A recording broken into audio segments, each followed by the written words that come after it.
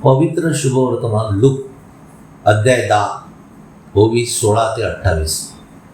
येशू ख्रिस्त म्हणतो, हे बापा यहोवा, आकाशाच्या व पृथ्वीच्या प्रभू, मी तुझी उपकार स्तुती करतो. येशू ख्रिस्त शिष्यांना म्हणतो, जो तुमचे ऐकतो तो माझे ऐकतो, व जो तुम्हाला नाकारतो तो मला नाकारतो, आणि जो मला नाकारतो तो ज्या यहोवा देवाने मला पाठवले त्याला तुम्ही नाकारता. येशूने जे 70 सुवार्तिक पाठवले होते ते पुन्हा येशूकडे येऊन म्हणाले, तुझ्या नावाने बुथे देखील आमच्या स्वाधीन होतात. तेव्हा येशू ख्रिस्त म्हणाला, मी सैतानाला यहोवा देवाने विजेसारखे आकाशातून खाली टाकलेले पाहिले. पहा, मी तुम्हा साप व विंचू यांना तुडविण्याचा व सैतानाच्या सर्व शक्तीवर अधिकार देतो, आणि त्याच्याकडून तुम्हाला कोणत्याही प्रकारची बाधा होणार नाही. तथापि भूते तुमच्या स्वाधीन होतात, यात आनंद मानू नका. तर तुमची नावे जीवनाच्या पुस्तकामध्ये लिहिलेली आहेत म्हणून आनंद करा. तेव्हा येशू ख्रिस्त त्याच घटकेस त्याला यहोवा देवाने दिलेल्या पवित्र आत्म्याने हर्षित होऊन बोलला, हे बापा यहोवा, आकाशाच्या व पृथ्वीच्या प्रभू, मी तुझी उपकार स्तुती करतो, कारण तू या गोष्टी ज्ञानी व तर्कवान, परुषी, शास्त्री व उच्च शिक्षित यांच्यापासून गुप्त ठेवून बालकास प्रकट केल्या आहेत.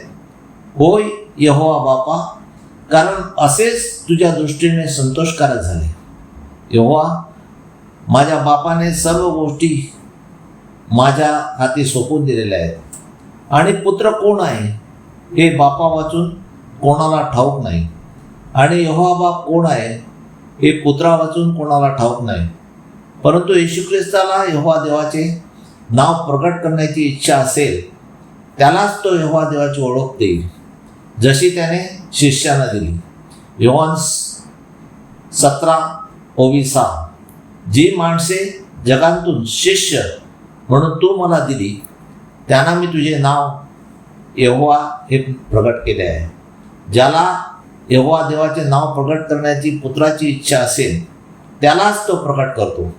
तेव्हा तो शिष्यांना एकांती म्हणाला, तुम्ही ज्या गोष्टी पाहता त्या गोष्टी जे डोळे पाहतात ते आशीर्वादित आहेत. या गोष्टी पाहण्याची पुष्कळ भविष्यवाद्यांची व राजांची इच्छा होती, व ज्या गोष्टी तुम्ही ऐकता ते ऐकण्याची इच्छा होती, तर त्यांना ते भाग्य मिळाले नाही. मग एक नियमशास्त्री येशूची परीक्षा पाहण्यासाठी म्हणाला, हे गुरुजी, सर्व काळचे जीवन मिळण्यासाठी मी काय करावे? मग येशू म्हणाला, नियमशास्त्रात काय लिहिले आहे व तू काय वाचतोस? त्याने उत्तर दिले, तू आपल्या सर्व अंतःकरणाने व आपल्या सर्व जीवाने व आपल्या सर्व शक्तीने व आपल्या सर्व मनाने तुझा देव यहोवा प्रभू याच्यावर प्रीती कर, आणि जशी स्वतःवर तशी आपल्या शेजारावरही प्रीती कर. मग येशू म्हणाला, ठीक उत्तर दिलेस, हे कर म्हणजे तू वाचशील. येशू ख्रिस्ताच्या व यहोवा देवाच्या पहिल्या आज्ञेप्रमाणे एकच यहोवा देवाला भजा. आपणास यहोवा देवाने पवित्र आत्मा द्यावा, की ज्यामुळे भूते आपल्याकडून काढली जातील व आपले नाव जीवनाच्या पुस्तकात यहोवा देव लिहील. म्हणून जशी येशू ख्रिस्त स्वतः यहोवा देवाची उपकार स्तुती करतो, तशीच आपण सुद्धा एकच यहोवा देवाची स्तुती करावी. मत्ते 12:28. परंतु मी जर यहोवा देवाच्या आत्म्याने भूते काढतो तर यहोवा देवाचे राज्य तुम्हावर आले आहे, असे येशू ख्रिस्त म्हणतो. यहोवा देवाने जसे येशू ख्रिस्ताला 7 आत्मे दिले त्याने तो भूते काढत होता व चमत्कार करीत होता.